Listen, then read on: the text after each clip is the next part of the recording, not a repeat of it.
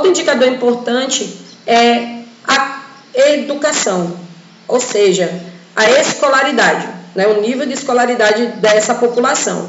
Então, eu vou passar aqui rapidamente os slides para que vocês tenham noção de como é que está o nível de instrução das pessoas desse país. Então, pessoas, né, cerca de 20, a gente viu no slide anterior que a maior parte da nossa população tem essa faixa etária, está aqui dentro dessa faixa etária de 25 anos a mais, né, na fase adulta, fazem que já estão concluindo os estudos, né, superiores, né, então chegando aqui a esse nível aqui superior, mas a gente vai ver que o número é uma variante ocorrem nesses dados. Até 25 anos ou mais, ainda existem aqui um número muito grande de pessoas que não conseguem concluir o fundamental incompleto, por exemplo.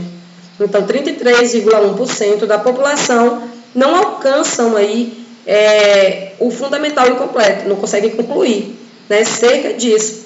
Né? E ainda existe um número muito grande aqui de pessoas que não têm instrução, né? Um pouquinho mais de 5% dessa população ainda não tem instrução nenhuma, né? Não sabe ler nem escrever.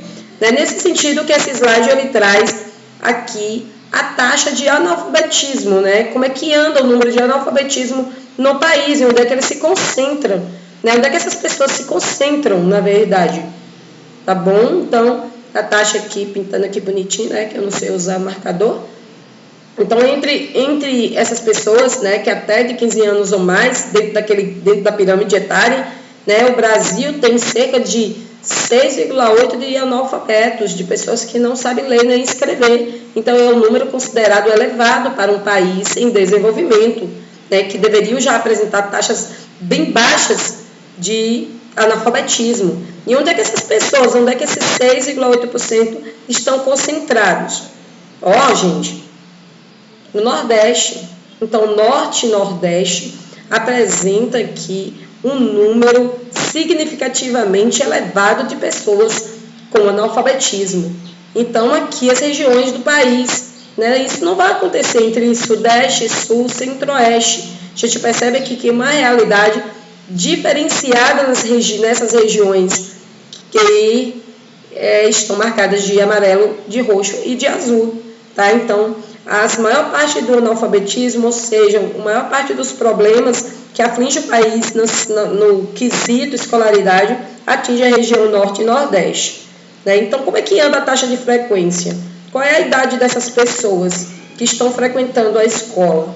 Né? Então, vocês vão observar aqui, né? Vou grifar aqui para você, que há uma crescente, né? Um gráfico, uma crescente dos 3 anos, a idade de creche, até chegar aqui ao fundamental, né, aqui ao 9º ano, 8º ano, né, a gente percebe que houve uma crescente. Até os 14 anos de idade, as crianças ainda frequentam a escola.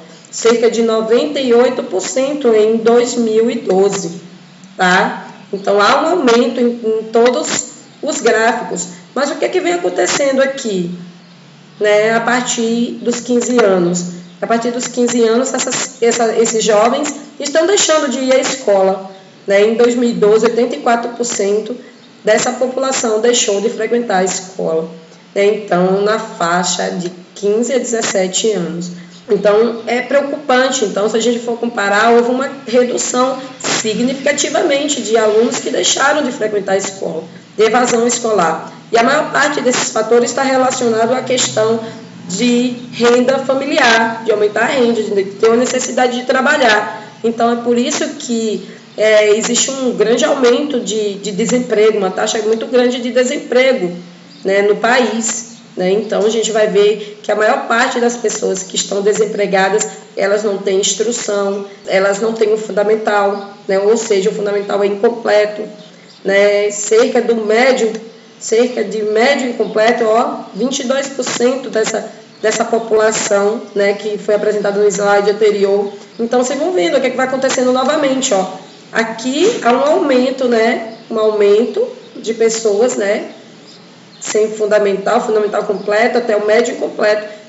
Aqui você já vendo que o número de pessoas vai diminuindo, de pessoas que conseguem ter o médio completo, que iniciaram o superior e que chegaram a concluir esse superior. Então, o que acontece, né? Então, a gente precisa estar mudando essa realidade, né? E de 1 a cada 2 jovens de 19 a 25 anos corre o risco de ficar fora do trabalho, né? Do mercado de trabalho. O mercado de trabalho é formal, né? Então, boa parte dessas pessoas deixaram de ir para a escola para trabalhar, mas trabalhar sem carteira assinada, trabalhar ganhando menos de um salário, sem seguro-desemprego, sem 13º, sem nenhum benefício que é fundamental para o trabalhador. Nós estamos vivendo hoje aí uma realidade, né, apresentada nos telejornais, o número de pessoas que estão recebendo auxílio emergencial e a preocupação do governo federal em relação a essas pessoas devido à pandemia. Não é isso, gente? Então, aqui são vários os fatores, né? Então, eles procuram saber, identificar quais são os motivos da não frequência à escola. Por que esses jovens de até 25 anos não estão indo à escola? A maior parte da fatia, tanto homens quanto mulheres, né, são aqui porque trabalham, né? Estão desenvolvendo ou estão procurando algum trabalho. Sem trabalho, sem dinheiro não se vive, então às vezes é necessário deixar a escola para buscar um trabalho. E a gente vai ver que as mulheres aqui principalmente, muitas delas também não estão indo à escola porque elas precisam cuidar das crianças, fazeres domésticos, cuidar de idoso, cuidar de pessoas com deficiência, né? Isso aqui é um fator que chega a 24% quando pensa em mulheres. Então, são vários os fatores que vocês podem ver aí no slide, ok? Então, se a gente for fazer uma análise, a cada 100 pessoas, gente, 40% não tem instrução. 40 pessoas de 100, 40 não tem instrução, não conseguiu o fundamental, concluir o fundamental. Estão trabalhando sem carteira assinada, fazem parte daquele grupo que recebe R$600. É um número grande de pessoas. Apenas 13, conseguem concluir o fundamental. 31 com médio completo e superior incompleto. Então, o número aqui, se a gente for comparar, né, é um problema, né, que precisa ser repensado, né, pelos poderes públicos e também pela sociedade. Outro indicador importante de estar sendo analisado é a desigualdade social. Né? Então, onde é que estão as pessoas que estão fora da escola? Onde é que elas moram? Elas moram aqui nesses prédios? Onde é que estão aí as crianças que morrem, né, todos os dias? Onde é que elas moram? Onde é que elas nascem? Elas nascem nessa realidade ou elas nascem nessa realidade? Então, a desigualdade social é algo preocupante demais. Né? Por que acontece a mortalidade infantil? Né? Se a gente for aqui analisar na perspectiva da desigualdade social. Né? Então, de acordo com os dados do IBGE, é preciso de investimento, né, para diminuir as causas que levam essas crianças a morrerem todos os dias. Né? Por exemplo, elas precisam, aqui no material de vocês, elas precisam ter melhoria na saúde, né? Elas precisam receber vacinas, elas precisam de atendimento médico, elas precisam de uma boa alimentação, elas precisam se tornar forte e resistente à doença. Então, é preciso que haja nesse espaço que vocês estão vendo no slide, saneamento básico, água tratada, coleta de lixo, né? E N fatores que a gente pode ver claramente na imagem, que é uma questão de problema social. Né? Então, a mortalidade está ligada à desigualdade social. O nível de escolaridade está ligado à desigualdade social. Né? E assim como a expectativa de vida. Né? Qual é a expectativa de vida que temos de pessoas que moram nessas realidades? Então, a gente precisa estar pensando a respeito disso. Nós precisamos de políticas não para que haja esse desenvolvimento bonito que nós vemos na slide, mas que haja desenvolvimento nessa parte da sociedade, que está encontrado lá no mapa que vocês viram no estante. Onde é que estão essas pessoas? Estão no sul, sudeste? Onde é que elas estão? Tá? Então, é sobre isso que nós estamos falando. Tá? Então, o que é que diz aqui o nosso material sobre desigualdade social? A desigualdade social que se revela por uma pequena parcela dos brasileiros deterem a maior parte das riquezas produzidas, enquanto a maioria da população tem uma renda muito pequena, às vezes insuficiente. Essa desigualdade pode ser percebida quando observamos que nem todas as pessoas têm acesso à alimentação, moradia digna, educação, saúde e qualidade. Então, o livro de vocês, ele traz aqui os fatores, né? Uma pequena parte da população tem condições social de ter melhorias na sua saúde, de ter uma moradia, de ter qualidade de vida. E uma pequena parte, e uma maioria da sociedade estão vivendo essa realidade, né? Então, o que é que diz os gráficos, né? O que é que diz aí os nossos slides, né? Proporção de pessoas abaixo da linha da pobreza. É um dado de 2017. Então, esse dado de 2017 vai indicar, né, que as pessoas que estão aqui abaixo da linha da pobreza, né, menor, aqui, ó, pintado de rosa e de vinho, né, de 30% a 45% das pessoas que vivem abaixo da linha da pobreza moram aqui na região, ó, norte e nordeste, coincidentemente, onde há a maior parte de analfabetismo e de mortalidade infantil, né? Então, a gente vê aqui ligando os dados, né, que são apresentados nos slides. Essas pessoas que vivem nessas regiões, elas têm um rendimento apenas de R$ 406 por mês. Então, muitas delas têm famílias com mais de 5 filhos, com mais de 6 filhos, famílias numerosas, né, que precisam viver com o auxílio do Bolsa Família, em uma taxa aí de R$ 406 por mês. E isso são pessoas que vivem abaixo da linha da pobreza. Então, 26% da nossa população vive nessa realidade, ok? Então, aqui, ó, quem são essas pessoas? Então, eu gostaria assim, muito de destacar aqui essas pessoas que vivem abaixo da linha da pobreza, ó, gente, são mulheres. A maior parte delas, ó, são mulheres negras ou pardas que têm filhos e que não têm maridos, né? Então, são mulheres que vivem em diversas partes das regiões, norte e nordeste principalmente, que vivem essa realidade, tá? Então, é preciso pensar, né? Nós precisamos estar pensando a respeito disso, tá? Vocês que estão formando agora, são crianças, nós precisamos modificar essa realidade. Nós precisamos de entender que são os órgãos públicos responsáveis por melhorar os indicadores da qualidade de vida das pessoas. São responsáveis pela população, tá? E nós, enquanto sociedade, precisamos encontrar os canais para intervir, para mostrar, né, que essa realidade precisa ser modificada, ok? Então, olha aqui, eu tenho uma distribuição de 100 pessoas, né, de 100 pessoas, gente, 73% dessas pessoas que vivem abaixo da linha da pobreza, elas são, ó, pretos e pardos, miscigenados.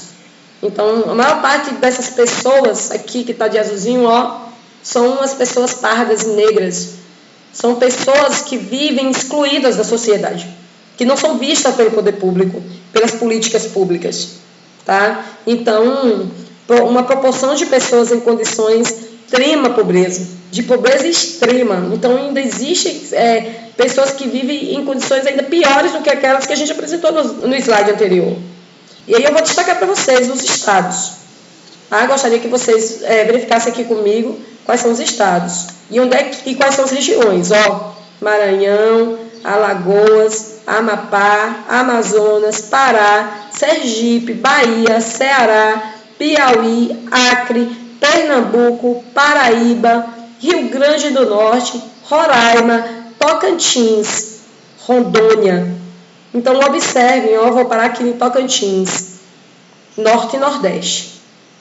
O Norte e Nordeste a maior parte das pessoas vive na pobreza ou na extrema pobreza. Tá, gente? É bom ter conhecimento. Nós vivemos aqui. Eu não sei a realidade de vocês, mas nós precisamos ver a realidade dos outros, né, da maioria. Né? Então, existem 2 mundos, né? Existe 2 Brasil, né? Eu costumo dizer que existe 2 realidades, a desigualdade social é que fazem essas realidades e que fazem separar as regiões de um país, as cidades das outras, né? Um povo do outro. Né? Então, pessoas que vivem desse lado da margem e pessoas que vivem desse lado da margem. Só que aqui não existe rio, né, que nos dê a possibilidade de passar para o outro lado. Né? Existe uma grande barreira, um grande precipício que impede que essa desigualdade seja contida, que as políticas públicas façam com que haja aí a equidade e a igualdade social. tá? Aqui uma realidade real, né?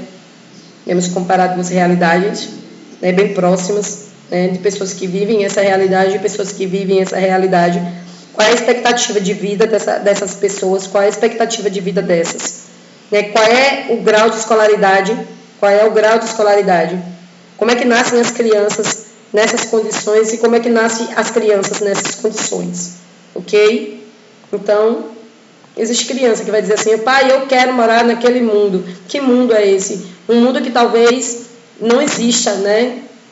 De modo real, para quem vive do outro lado da margem, tá? Então, às vezes, a gente, enquanto mãe, né? Mãe sem um companheiro, sem um marido que venha dar aqui um auxílio para mudar essa realidade, essas mães que são a maioria, que vive abaixo da linha da pobreza, elas veem no futuro, né, um modo de melhorar essa realidade pensando na educação, de ir à escola, de ter oportunidade de ir à escola, de ter acesso a uma creche, né, por exemplo. Então, é essa a realidade, né? É esse o futuro que nós precisamos estar pensando a partir de hoje, a partir de sempre. Né? Essa realidade, essa perspectiva, né, de desigualdade que acaba interferindo nos indicadores que estamos estudando. Tá? Então, foi essa a aula de hoje. Eu espero que vocês tenham compreendido um pouquinho, né, dessa perspectiva de vida que está sendo apresentado, né, nesse conteúdo que foi trabalhado na videoaula. Até o próximo vídeo e fique com Deus.